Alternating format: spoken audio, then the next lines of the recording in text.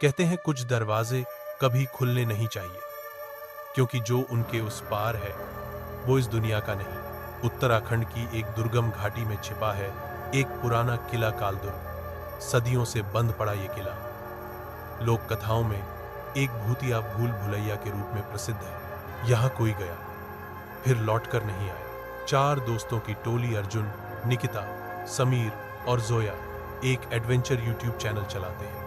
उन्होंने ठान लिया कि इस रहस्य का पर्दाफाश करेंगे। कड़ी ठंड में पहाड़ों को चीरती हुई उनकी जीप कालदुर्ग की ओर बढ़ रही थी। गूगल मैप पर आखिरी लोकेशन मिलते ही सिग्नल गायब हो गया। पास के गांवों वाले चेतावनी देते हैं, उधर मत जाओ साहब, रूहें जाग उठती हैं। लेकिन दोस्तों को रोमांच चाहिए था, डर नहीं।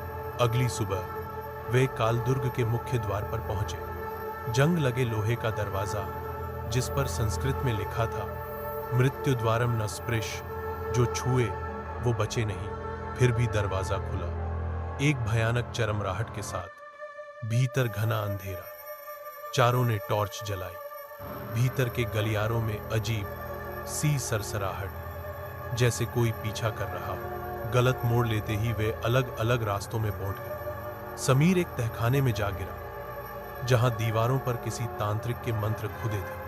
जोया को एक आईना मिला, लेकिन उसमें उसका अक्स नहीं बल्कि एक अजनबी औरत दिख रही थी जो धीरे धीरे मुस्कुरा रही थी। निकिता एक पुराने पूजा स्थान पर पहुंची जहां खून से सने कपाल रखे थे। अर्जुन को एक पुराना रजिस्टर मिला जिसमें दर्ज थे पिछले 300 सालों में गायब हुए लोगों के नाम, और आखिरी नाम था अर्जुन सिंह। रात बढ़ने लगी, हवा में अजीब गंध फैलने लगी। टॉर्च बंद, कैमरे बंद, लेकिन दीवारों से निकलते साये चालू हो गए। समीर को किसी अदृश्य ताकत ने खींच लिया। वो चिल्लाया, निकिता मुझे बचा। फिर आवाज बंद। निकिता। अर्जुन और जोया उसे ढूंढते हुए एक प्राचीन सभा कक्ष में पहुंचे जहां बीच में बना था तंत्र यंत्र से घिरा एक द्वार, काल द्वार।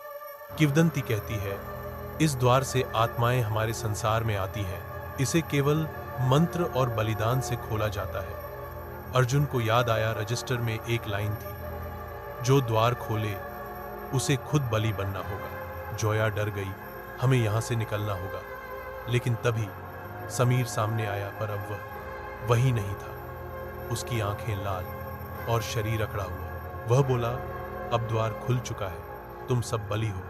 तीनों ने मिलकर तांत्रिक यंत्रों से उसे रोकने की कोशिश की। निकिता ने पूजा स्थल से पवित्र भस्म उठाई और समीर पर छिड़की। वह चिल्लाया, नहीं, तुम मुझे रोक नहीं सकते, और गायब हो गया। काल द्वार में समा गया। अब सामने था द्वार धीरे धीरे खुलता हुआ। जोया ने फैसला किया, मुझे बलिदान देना होगा, नहीं तो ये द्वार कभी बंद नहीं होगा। लेकिन अर्जुन ने उसे रोका, अगर कोई गया तो मैं जाऊंगा।